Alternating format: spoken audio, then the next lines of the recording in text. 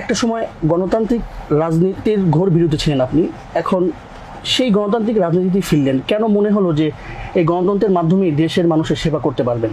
বিসমিল্লাহির রহমানির রহিম, হামিদুন মুসাল্লিয়ান মুসাল্লিমা আম্মা বাদ।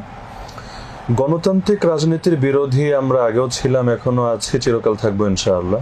আমাদের যত মানুষ আমরা ইসলাম প্রতিষ্ঠার জন্য মেহনত চালাচ্ছি, গণতন্ত্রের মূল মন্ত্রকে আমরা ইসলামের সঙ্গে সাংঘর্ষিক মনে করি। গণতন্ত্রের মূল কথাই হলো সকল ক্ষমতার মালিক এবং উৎস জনগণকে মনে করা। আর আমাদের রাজনীতির প্রথম কথাই হলো সার্বভৌমত্বের মালিক, সকল ক্ষমতার মালিক একমাত্র আল্লাহ তাআলাকে মনে করা। হ্যাঁ, বাকি এটা নিয়ে কথা হতে পারে যে আপনি তো আগে প্রচলিত এই ধারার রাজনীতির সাথে জড়িত ছিলেন না, এখন কেন জড়িত হয়েছেন? এটার জবাব হলো আগের ধারাটাও সঠিক ছিল, এখন যেই ধারায় আছি আমি সেটাও সঠিক। এখন প্রশ্ন আসতে পারে যে উভয়টা সঠিক হয় কেমনে, উভয়টা তো সাংঘর্ষিক। এর জবাব হলো ইসলামী ফিকহের মূলনীতিতে দুটো শব্দ আছে, একটা হলো আজিমত আর একটা হলো রুখসাত। আজিমত মানে হলো দৃঢ় সংকল্প, রুখসাত মানে হলো ছাড় বা শিথিলতা গ্রহণ করা। যেমন গত রমজানে আমি আলহামদুলিল্লাহ আল্লাহ তাআলার অনুগ্রহে ওমরা সফরে ছিলাম। যে কয়দিন আমি ছিলাম মক্কা এবং মদিনা মিলিয়ে পুরো টাইম আমি মুসাফির ছিলাম। আমি চাইলে রমজান মাসের ফরজ রোজাগুলো না রাখতে পারতাম, কারণ সফরের সময় একজন মুসাফিরের জন্য ছাড় থাকে, চাইলে সে রোজাগুলো না রাখতে পারে। কিন্তু আলহামদুলিল্লাহ সবগুলো রোজা আমি রেখেছি। কেন? আমি আজিমত গ্রহণ করেছি, রুখসাত আমি গ্রহণ করিনি।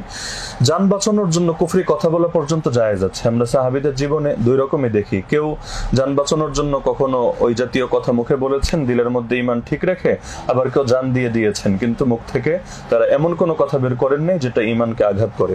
তো আমরা পূর্বে যে অবস্থানে ছিলাম সেটা হলো আজিমতের অবস্থান ছিল, এখনের যে অবস্থান সেটা হলো রুখসাত বা ছাড়ের অবস্থান। যতদিন পর্যন্ত ফ্যাসিবাদ ছিল, শেখ হাসিনা বাংলাদেশে ছিল, ততদিন পর্যন্ত চূড়ান্ত চাপ নিয়েও মামলায় ছিলাম, 1 বছর জেল কেটেছি, তারপর আমি কোনো রাজনৈতিক দলের সাথে জড়াইনি। কিন্তু যখন আমরা দেখলাম যে না, আলহামদুলিল্লাহ একটা পরিবেশ এবং একটা সম্ভাবনা তৈরি হয়েছে, স্বাধীনতার পর সবচাইতে বড় সম্ভাবনা ইসলামপন্থীদের সামনে এখন আছে। আমরা যে স্বপ্ন দেখি এই বাংলাদেশে, এই কথা কেউই বলে না এখন যে এখানে যুদ্ধ করে ইসলামকে বিজয় করবে। সকলের কথা হলো যে একটা বিপ্লব, একটা গণ আন্দোলন গড়ে তুলতে হবে। তো সেই গণ আন্দোলন গড়ে তুলতে যদি চাই, জনগণের মধ্যে আমরা যদি ব্যাপকভাবে ইসলামে জাগরণের বার্তা ছড়িয়ে দিতে চাই আর জনমতকে প্রভাবিত করতে চাই, তাহলে অবশ্যই আমাদের দাওয়াতের প্রতিটা সুযোগ কাজে লাগাতে হবে।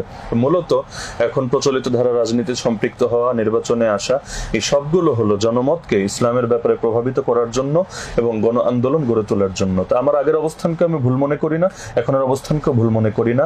আগেরটা ছিল আজিমতের অবস্থান আর এখনেরটা হলো রুখসাতের অবস্থান। যেমন হাফেজ হুজুর রাহমাতুল্লাহ আলাইহি সহ আমাদের বহু আকাবিরের জীবনে আমরা এমন দেখি যারা জীবনের বড় একটা অংশ এই ধারা রাজনীতির সাথে সম্পৃক্ত থাকা দূরের কথায়, অনেকে এটাকে পছন্দই করতেন না, কিন্তু শেষ জীবনে যখন তারা দেখেছেন পরিস্থিতিগত কারণে যে এভাবেও একটা বড় খেদমত করা সম্ভব, তারা তখন নেমে এসেছেন।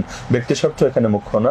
তো আমি আল্লাহকে সাক্ষী রেখে বলতে পারি এখানে আমার ন্যূনতম কোনো ব্যক্তি স্বার্থ নেই। আমরা এখন মনে করছি যে এই তরিকায় দাওয়াতটাকে ব্যাপক থেকে ব্যাপকতর সম্ভব, এবং আমরা মনে করি যে যারা আমাদেরকে বিরোধিতা করছেন তারাও এই বিষয়টা ভাবা দরকার যে আমাদের লক্ষ্য যেহেতু একই মোহনায় গিয়ে সকলে মিলিত হওয়া সম্ভব। সুতরাং অযথা বিরোধিতা করে নিজেদের শক্তিগুলোকে দুর্বল না করে বরং নাস্তিক্যবাদী, হিন্দুত্ববাদী, সেকুলার শক্তির বিরুদ্ধে আমাদের ঐক্যবদ্ধ হওয়া দরকার।